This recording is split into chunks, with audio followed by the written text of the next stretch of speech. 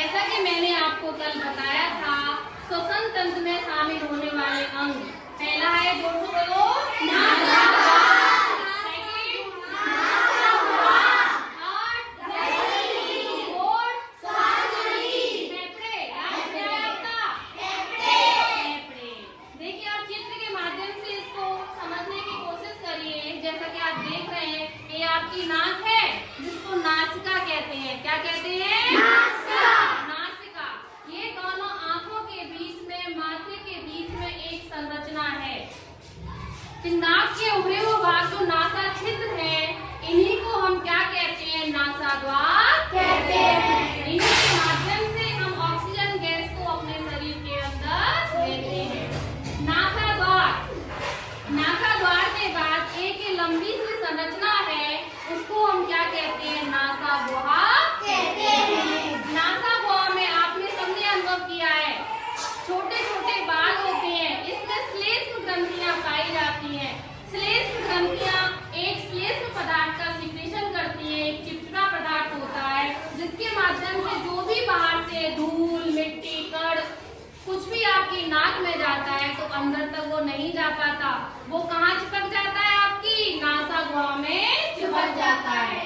तो ये आपकी श्लेष्म ग्रंथियों का कार्य होता है, जो किसी भी अनावश्यक पदार्थ को आपकी नाक के अंदर जाने से क्या करती है?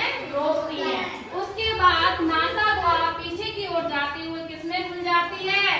ग्रसनी में खुल जाती है। किसमें खुल जाती है? ग्रसनी में। उसके बाद आपकी श्वास नली आती है। श्वास नली एक नलिका, एक संरचना होती है, नलिका की तरह एक संरचना होती है। ये आप देख रहे हैं श्वास नली। ये श्वास नली दो भाग में विभाजित हो जाती है। जो दोनों साइड आपके फेफड़े आपको दिख रहे हैं, तो श्वास नली दो श्वसनियों में क्या हो जाती है? बट जाती है। एक श्वसनी एक फेफड़े में खुलती है और दूसरी श्वसनी दूसरे फेफड़े में खुलती है। ये श्वास नली पे आप ये सी जैसे क्या देख रहे हैं? छल्ले जैसी आकृति की संरचना देख रहे हैं। सी की उल्टी सी आपको दिख रही है। इसका क्या काम होता है? ये श्वास नली और श्वसनियों को आपस में चिपकने से रोकती है। आप अनुभव कीजिए, अपने बच्चे पे हाथ रख के देखिए, आप अपने सीने पर हाथ रख के देखिए, और आप देखेंगे कि जब आप वायु को अंदर लेते हैं तो आपका बच्चा क्या हो जाता है? फैल जाता है। और जब आप वायु को क्या करते हैं? बाहर निकालते हैं तो आपका बच्चा क्या हो जाता है? चिपक जाता है।